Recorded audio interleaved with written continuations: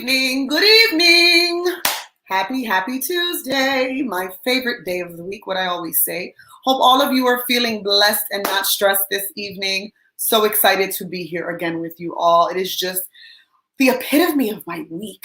I just love being here. I love sharing with all of you, love being in the moment with all of you, and I love interacting with our guests and just watching our audience just interact with them and kind of vibe with the things that we're speaking of. So the last time we were here, happy Tuesday. Good evening, Carmen. Thank you, Carmen. You're such an avid follower. We love you so much. You're amazing. You're always on and supporting us, and we surely appreciate that. So thank you so much, Carmen. The last time that we were on the screen, we spoke about narcissism and signs that we see of those who project that behavior on us. But we also, more important than anything else, we remembered Linda Rios on the 3-year anniversary of her death. We will continue to do so, as always, to remember Linda as an amazing person because she is what our foundation sits on today. So Linda, we love you, we miss you, and we hope that you are resting in heaven well, and we will see you soon. If you or someone you love is dealing with domestic violence, whether it is a loved one, a sibling, a friend, a foe, someone that you know who is dealing with domestic violence and you desperately feel like they need help, reach out to the National Domestic Violence Hotline at 1-800-799-7233. You can also reach us on all of our social media platforms as well as our website. Good evening, Angela. loveshouldnothurt.com. So tonight, I'm always super excited to have the youth on because we always get the perspective of adults and we always hear what they have to say. But I think it's an important time for all of us. Not only is it time to go back to school, but it is also time to go back to school after a pandemic that we still actually are just still going through. We didn't get out of it yet. We're still dealing with that. So it's an interesting time for our children, and especially those who are in direct and close contact with me. And we want to hear from them. We want to hear what kids are thinking right now, what's on their minds. And I thought I should do that tonight. So originally, if you watch my post, it says that we will have Renaya Ramos on tonight and her cousin Jordan Polk. But unfortunately, he had an emergency this evening, and he was unable to join us. But no fret. We have an awesome teenager that is joining us, and she's amazing. She's awesome. She's magnificent. I'm thinking of every positive word I could say because she's my kid. So Alina is always welcome when she's on the screen. I love when my daughter is on the screen with us because it shows the support that I have with my daughter and how she's always so ready to be there for her mother. So tonight, we have the back to school edition, Youth Unmuted. And I am super excited to welcome tonight my beautiful niece, Renaya Ramos, and my beautiful daughter, Alina Ortiz. Hi. You guys are like twins tonight. Hi. What's up, ladies? How are you this evening? I'm good. Just nothing much happening. No, yeah, it was just home, right? Yeah. So thank you guys. Well, I'm going to start it this way. Thank you for Naya for saying, yes, Titi, I'll do it. And thank you for Alina for, me making you be here tonight.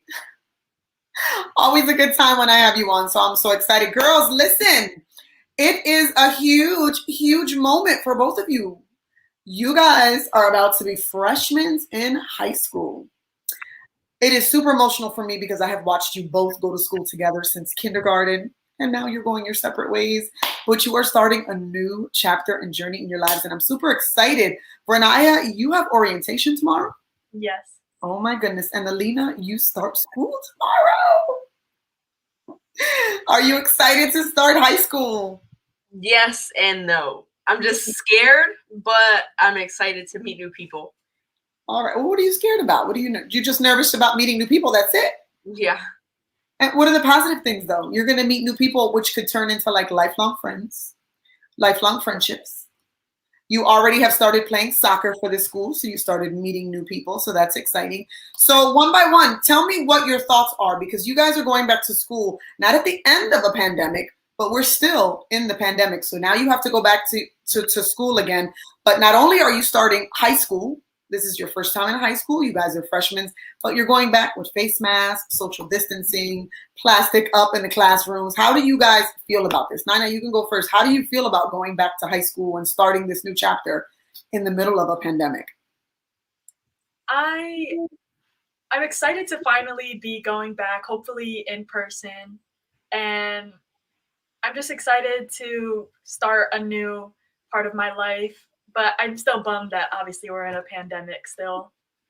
but at least it's starting to hopefully get better. Yeah, we hope so. Fingers crossed.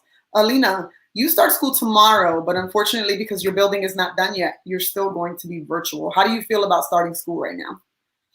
I'm excited, but like I'm also kind of like nervous, but like also like because like COVID and stuff, and I'm gonna be in the building, and it's like with new people and different mandates than my last school, so I'm nervous about that whole situation. But I'm mostly like for the most part, I'm excited, and especially to get into this new building and to just like and have new teachers and be in like a different space.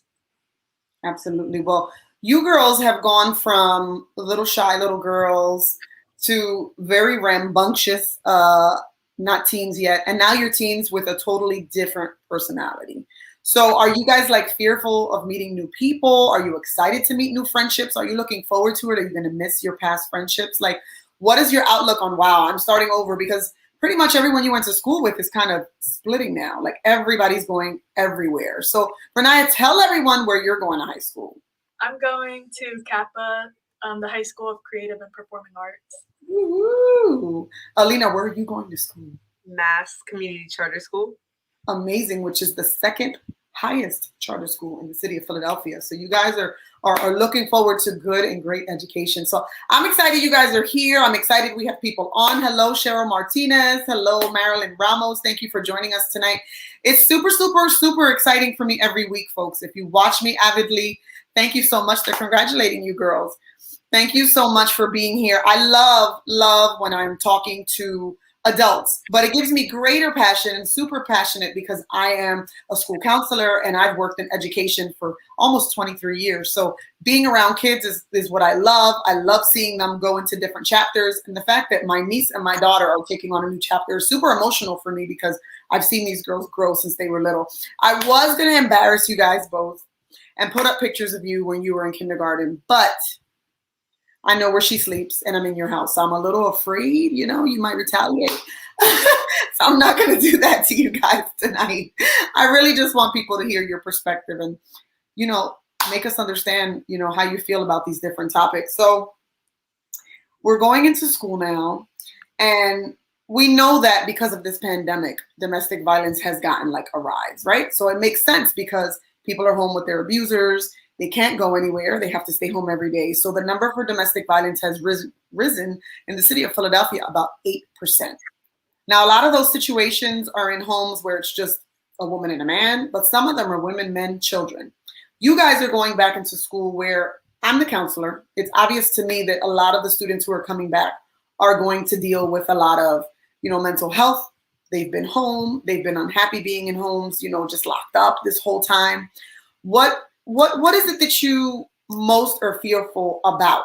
Like when you go into school and if you think about all the things I talk about all the time, domestic violence and these kids are being in these abusive homes, knowing what you know now and being a part of Didi's life, mom's life, and you see what I deal with. And I always talk about, oh my God, I have to deal with these kids and, the state of their mental health.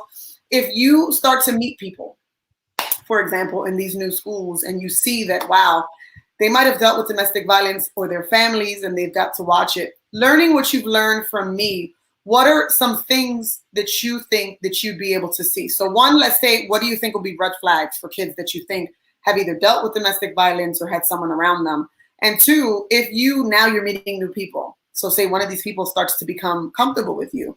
Learning what you have from me, what do you think you would do now if you would see those situations? Because you guys aren't kids anymore. So you had no idea when you were in middle school what it was like. Now you're teenagers, you've dealt with me dealing with it for so long, and you guys have both been very well educated on the topic and even have taught me some things, right? Things that you've learned.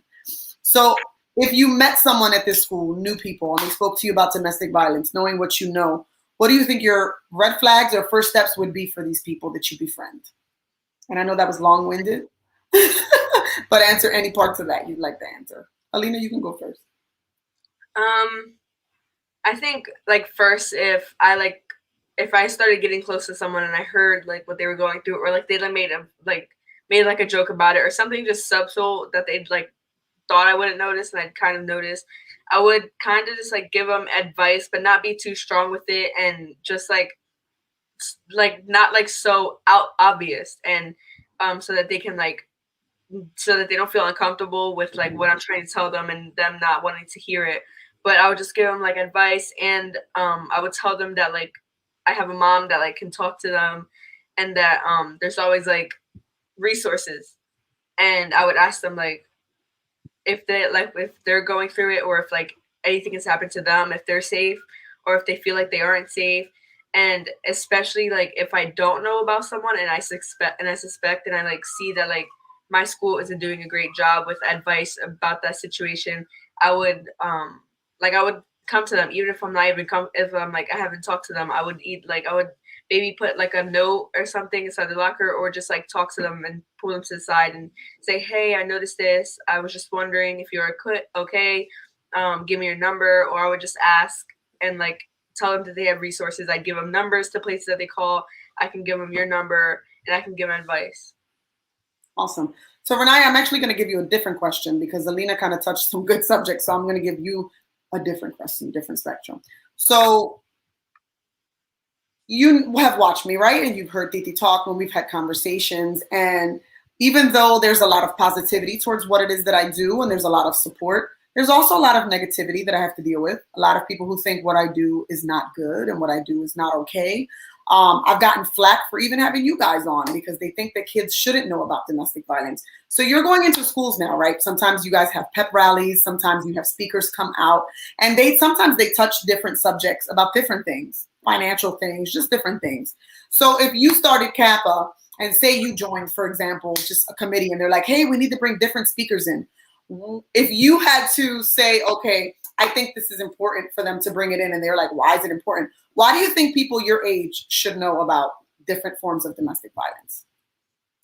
I personally think that people should know about different forms of domestic violence, because then they could start helping other people, and the message would spread about how to help other people and who they could go to and who they could call. And I think it would just make everything a better place, because then everybody would eventually be educated, and the education would just go through other people, and they could just help others. Alina, why do you think that it's important for people, same question, your age, to know about domestic violence? You know, I go out and I talk to kids at different schools, and what I focus on when I go, I don't say domestic violence, right? Because that's a sensitive topic. And for people who are not often around it, it's kind of a hard topic to hear, especially teenagers. So we focus more on telling them about self-respect, self-worth, proper touching, proper speaking to one another. And you're my kid, right? So oftentimes if you're just joking with your friends and you call them dumb or shut up, I'm always like, don't do that. Don't talk to them that way, because I'm always saying that those are the messages sometimes that outward people can hear and say, oh, well, they're abusive and they speak that way. Why do you think people in your age category, so you both are 14 years old, why do you think in your age category it's important for you guys to know about domestic violence?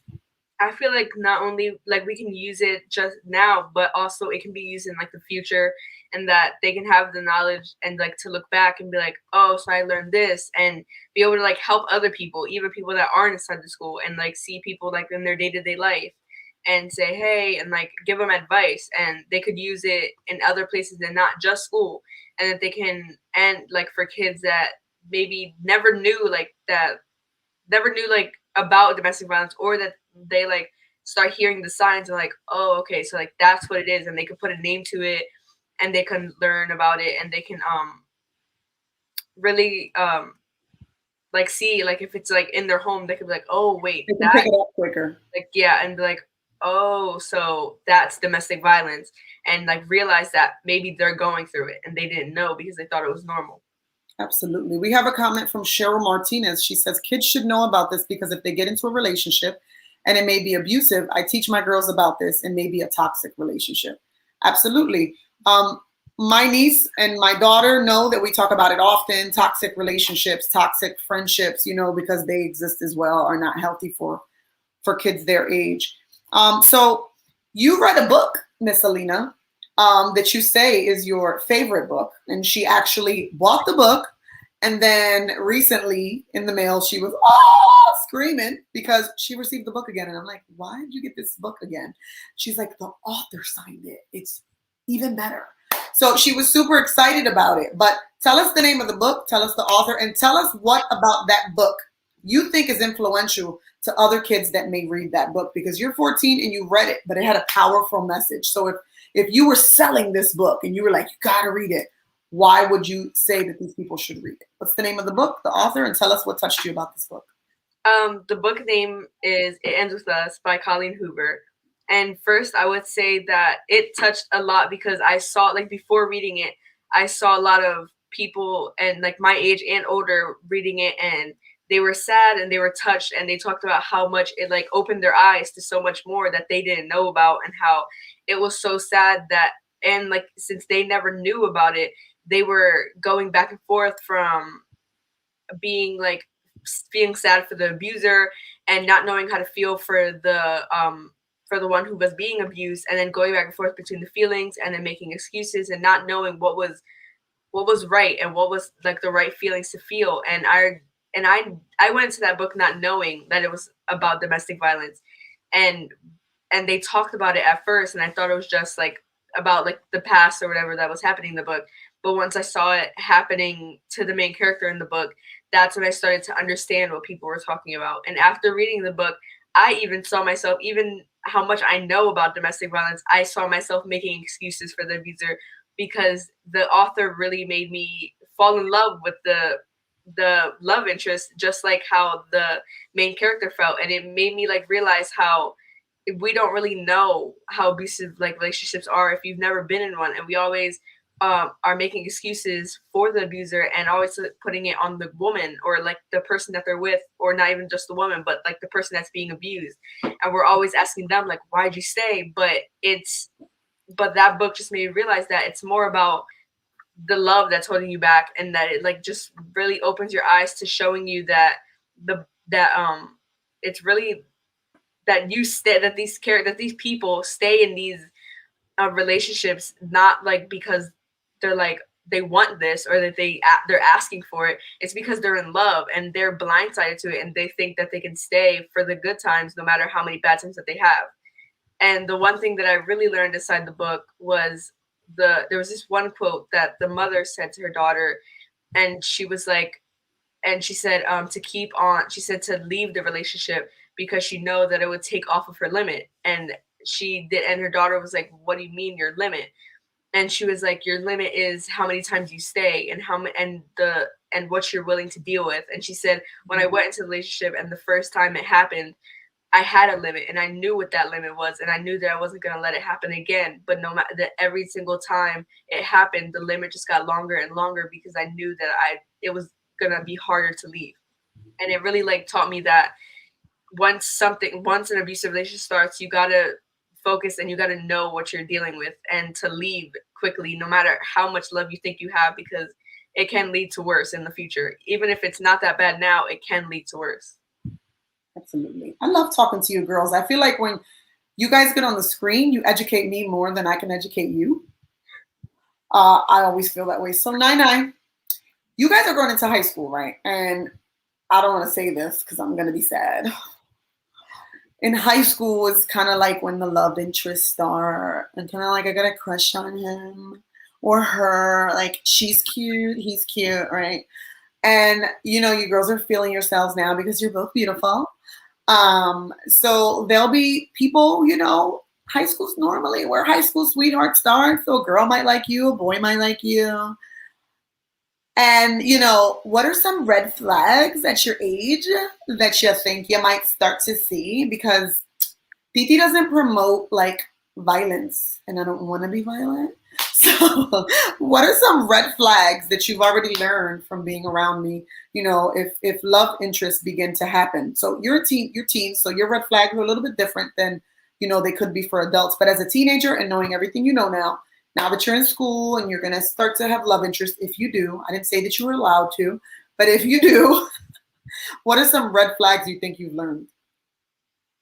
I think some red flags would be being controlling and having to know where you are at all times. Like, if you're out with other friends, then they would have to keep asking you where you are, what you're doing, or who you're with. And I feel like that's a really big main one through, especially through social media, because they would keep texting you or see your posts and just make everything a lot more worse than it has to ever be. And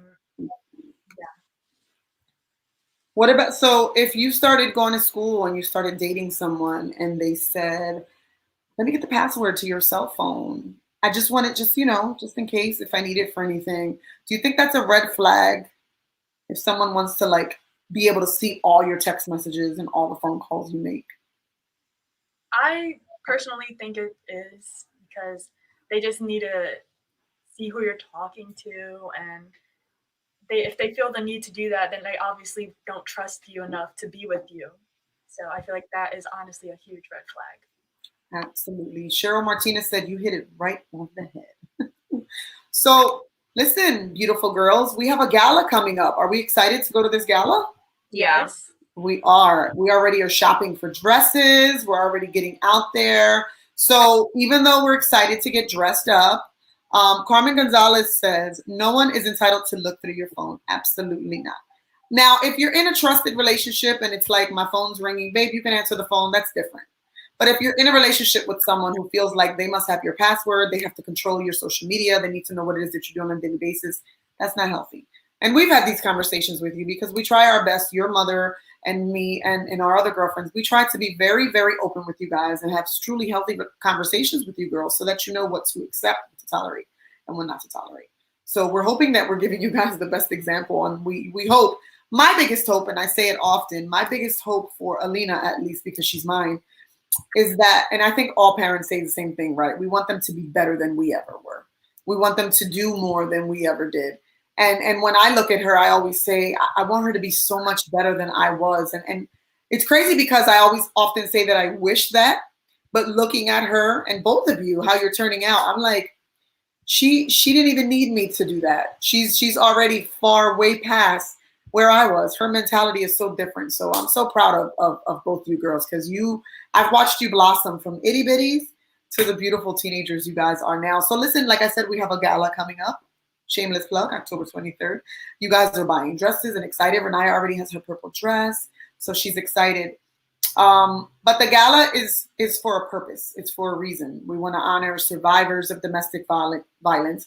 We want to honor those people in our community who are working diligently to kind of stand together in solidarity to get away from domestic violence. Alina, you performed last year. What is it that you're most looking forward to in this year's gala? If you had to say, Titi, when you put your program together, I think this is important.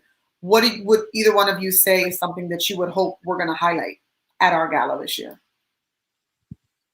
I'd say I would be excited to meet new people in your community, and especially like in the community in general, and to learn about like more of what your organization stands for. And I know a lot of it, but I don't know about like the wide range of it, and like the other people that are in the organization and people that are outside of the organization that like want to help, and to just see the amazing faces and that could be a part of it, and that might be like getting awards, or just people that are just strong people that are just in the community that that are doing amazing, and just to see those new faces and to see like their businesses, if there are other people there like with other businesses or organizations too. Nana, what are you looking forward to? What are you hoping to see? Because you didn't come last year. So this is your first year and you're excited. You already got your dress. So, we had performances and things like that, but we're going to do some super awesome things there as well in our program. We have an amazing speaker coming from Florida. He's going to talk to the women. He's actually closing out our event. He's a surprise guest. I'm not going to put his name out there yet. And he's going to close it because he says he wants women to walk away from our gala feeling empowered. So besides that, what else would you think? Like, Titi's still putting the program together. So I want to get advice from the youth, right? Because I don't want you guys to sit there and be bored. What is something that you would like to see that night? I think I would like to see, like Alina said, I would love to see other people and meet different people. But I would also really like to see other people's stories and how they've come through with your program and how you've helped them. And I would just love to see how they got through what they did with your help and a lot of other people's help. Awesome, awesome sauce. So it is almost the 30 mark, but since we are talking about the gala, let's remind folks of our gala just so that they know. Tickets are live and on sale, folks. That is the flyer for our gala. Our gala is October 23rd, 2021. So we are more than a month away, but we are excited to sell our tickets and get the word out there. So if you are interested in our event, please contact me. It is going to be an amazing night. Our gala will be celebrating survivors in the community. Last year, we celebrated all of the folks who have helped us put Love Shouldn't Hurt together and all of the people who have been supportive. This year's gala will focus on our survivors within the community. We will be giving out awards to some amazing people in the community who have survived domestic violence and are doing phenomenal things with what they have learned and what they have lived through. We also have the following weekend, our 5K. So if you want to get tickets to both events, you can go to El Concilio's website to purchase those tickets. If you have any issues with the website, you can contact me. I can help you buy those tickets. It is our almost 30 mark. So reminding folks, as per always, if you're dealing with someone who is living through domestic violence or needs any form of help, please contact the National Domestic Violence Hotline at 1-800-799. Alina needs an app. 7233. You can reach us at all of our social media platforms and on our website, loveshouldnothurt.com. So, ladies, normally we would get into different comments from our audience, and I would let you guys feed off of that. But we're going to talk about something a little different. So Cheryl says, girls, have a wonderful school year and have a wonderful day tomorrow on your first day. Thank you so much, Cheryl. I appreciate that as their family member. Thanks for being with us tonight, Cheryl. So I said the second half I would dedicate to allowing you girls, because I want people to see how amazing my mujeres are. I want you guys to tell me some things that you're feeling pretty passionate about. Alina, you need to stop yawning. Are we boring you? Or are you that tired? Folks, I'm just making her nervous. It's okay. Alina, what is something that you're passionate about that's going on in our world today? Give me something that you've been thinking about that you're passionate about.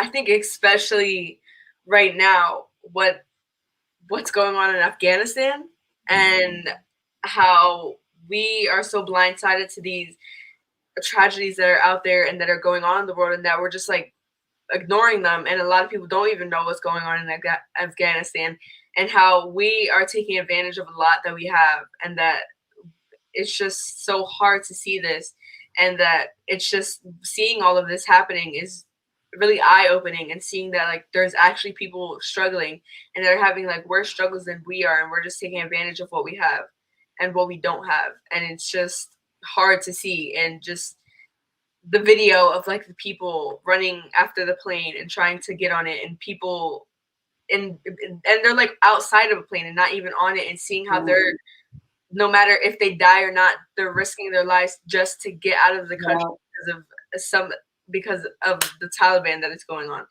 And to just see the tragedies and the losses over something that has happened, it's just so sad. And just to see that there's no help from the US, there's no one in our government trying to help, and our forces are getting pulled back because they don't want to interrupt or get anything happening with us. And it's just so saddening to see all of that happening, and it's just also sad to not see it being talked about a lot, and to a lot of people just ignoring it. And it's just sad because a lot of people are losing their lives, a lot of families are getting torn apart, the country is getting torn apart, and it's becoming like abandoned, and people are dying. Too many people are dying, and it's just in the midst of this pandemic, so many tragedies are happening, and more needs to be talked about. And it needs and I know like there's so much being talked about COVID, but this needs to be talked about a lot, and there needs to be more help seen from not only our country but from other countries, and seeing other armies like needing to help them, and to seeing like other people out there trying to help, and I've seen people sending care packages and people sending notes, and I just think that there needs to be more of that, and it needs to be talked about more, even like as little as it can be talked about, just at least talk about it. because of how much tragedy is going on. Yeah, that's a tough one right now. I think that it depends on what side you stand on. I think some people, I tried to hold a conversation about it with someone today, but it wasn't a positive conversation. I think when it comes to political things and things that kind of like people take sides on, it's really hard to have those conversations because everyone has a different stance. This is my politician, folks. My daughter will be the next AOC. She is super into politics. She's very, very, very avidly researching and just loves everything that AOC stands for. So this is going to be my little politician. Remember that name because she's going to be up there in the White House or somewhat close to it. Renaya, what's something going on right now in the world that's just you're passionate about? It could be anything. I'm not really sure because I feel like what Alina said is really important, and I've heard so little about it also. But I can't really think of anything. That's okay, no biggie. So, in the last youth edition, we talked about different feelings about youth and how you guys felt about just domestic violence and situations with your families, and Alina knowing my story and my history, and just the fact that nobody really talks about domestic violence, right? Because especially within our culture, because we're all Hispanic, it's something that people leave at home and they don't think about more than anything. In Hispanic homes, it was a saying that says "Lo que pasa en la casa se queda en la casa," which pretty much is what happens in your home stays in your home. And I have decided to not do that.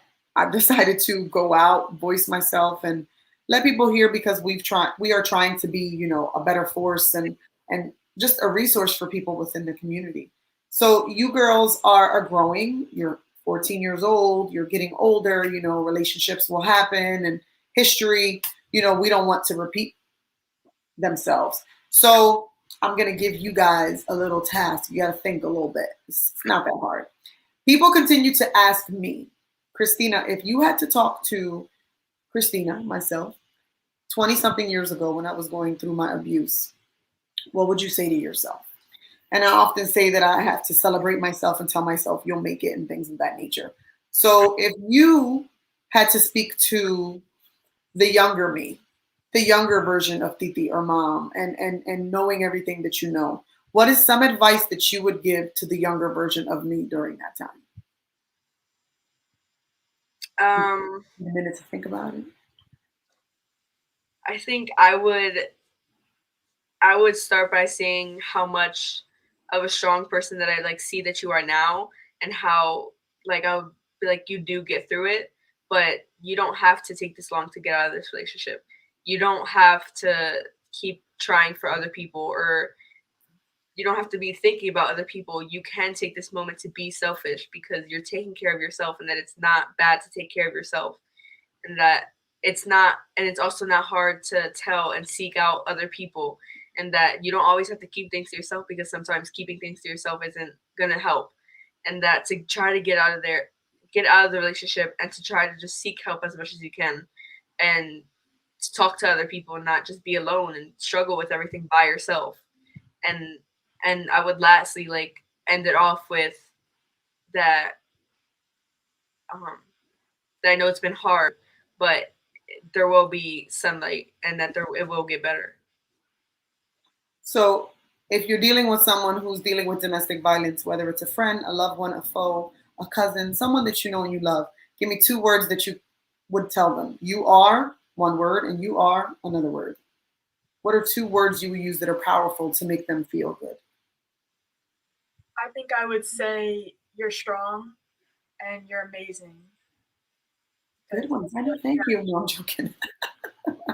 Nine, what advice would you give Titi if you had to see me 22 years ago? What would the you now at 14 and all that you know tell Titi back then?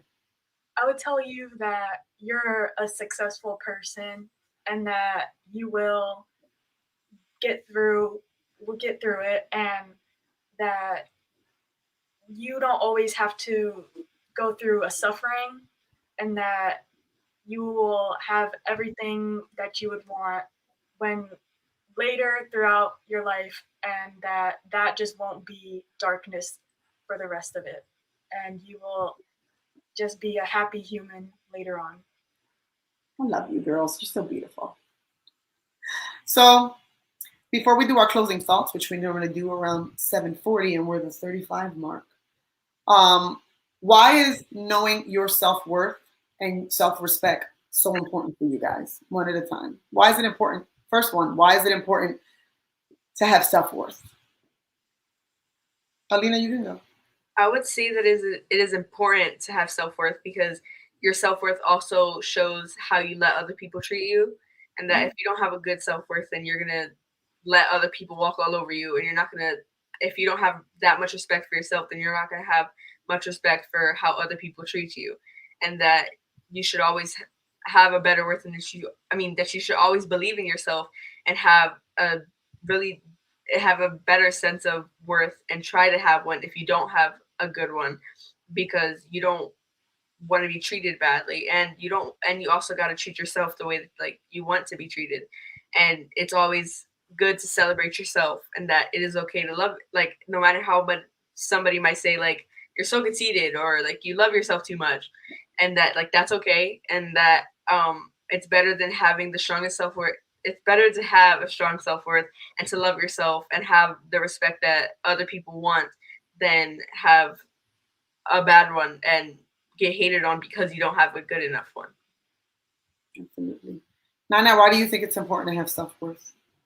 I think it's important to have self-worth because it can spread to others how you see yourself. Because if you see yourself as a confident person, then others will see yourself that way. And you won't let anybody control you if you know what kind of person you are. Mm-hmm. Absolutely. So this evening, folks, we are not going till 8 p.m. because these girls have a big day tomorrow.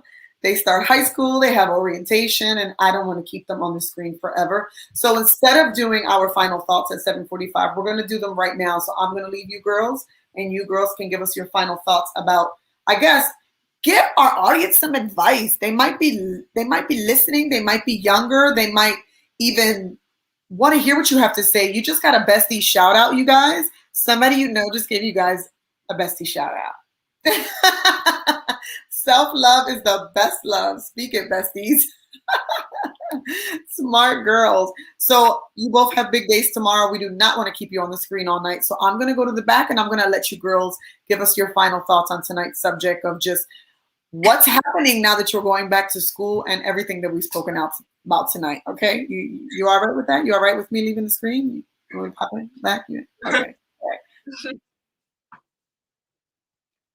So I think tonight's show was not only really fun, but I think it was really important because everybody's still in a pandemic, and obviously we don't love it, but I think it's all hit us and it's helped us grow in bad ways and good ways. I'm hoping good ways because you don't want to grow bad. But I think it was overall just a really good thing to talk about today, and it was a really fun show, in my opinion. Yeah, I would have to agree with her and say that I'm glad that we had tonight and that it was really good, and that I'm glad that I was able to talk about topics that aren't really talked about, and to have my own be able to have my own place to talk about other things that I would like to talk about that I don't get to talk about, and that that it was just amazing, and that I love being here tonight, and thank you. Yeah, I really loved it. I'm around these girls often, folks, and they're never puzzled with what to say. So Kat got their tongue tonight. But thank you, ladies, for being here with me. I didn't want to take up too much of your time. So I'm going to send you to the back real quick. I'm going to give my final thought, and I'm going to do some announcements, and then we'll come back together and say goodbye. So thank you, as always, everyone, for being here, for supporting us, and for just always being so supportive. I appreciate all of the comments from the audience and interacting and allowing our girls to feel comfortable. I think that the youth edition that we try to do almost every other month is important because I think that oftentimes we speak with adults, we give our opinions as adults of what it is that we think about different things about life, domestic violence always being one of them. And I think it's important for us to see and hear the opinion of our youth. I think that oftentimes they do not have that space. They're not allowed to have the open community to be able to say, this is what I feel and I want to share my opinion. So I actually love having this time. Oh, look at that. Our executive producer said, amazing young ladies. I'm excited because he is in Puerto Rico.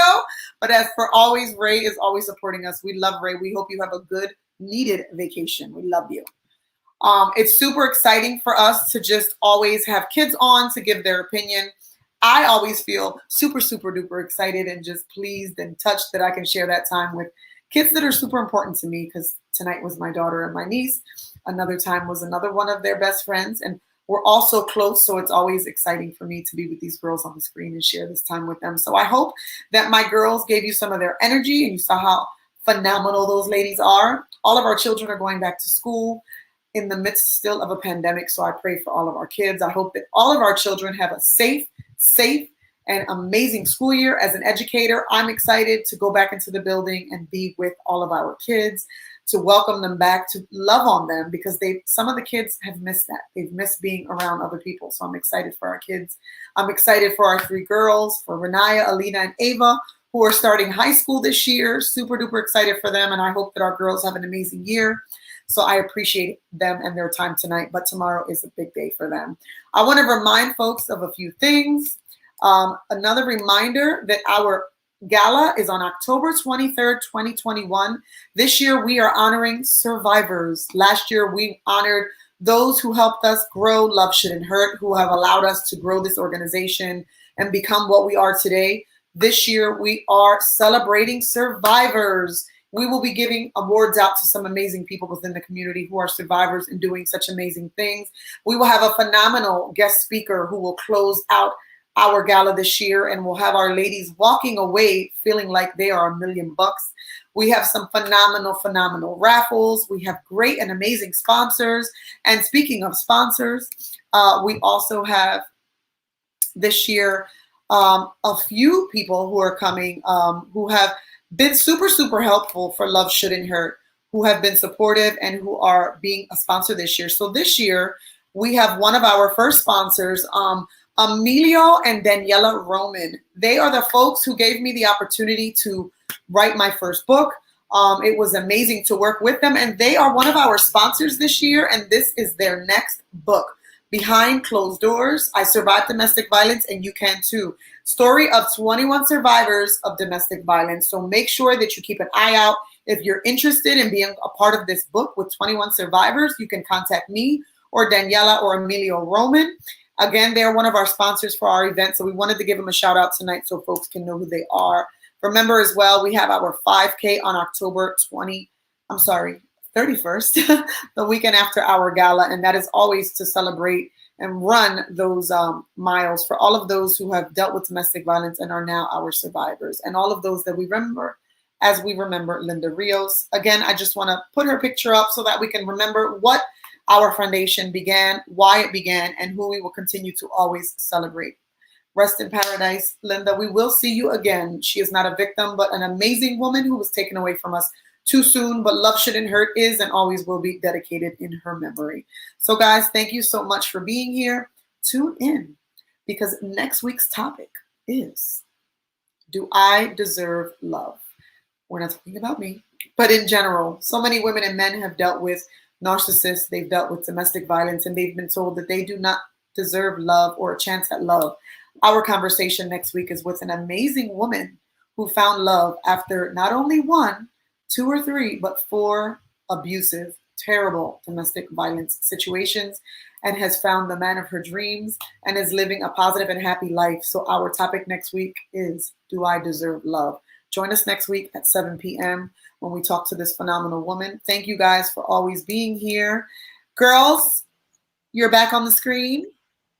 Just brought you back to say goodbye. Thank you. I love you girls both. Thank you for being here. Bye. Bye, everyone. We will see you next week. Join us at 7 p.m. Do I deserve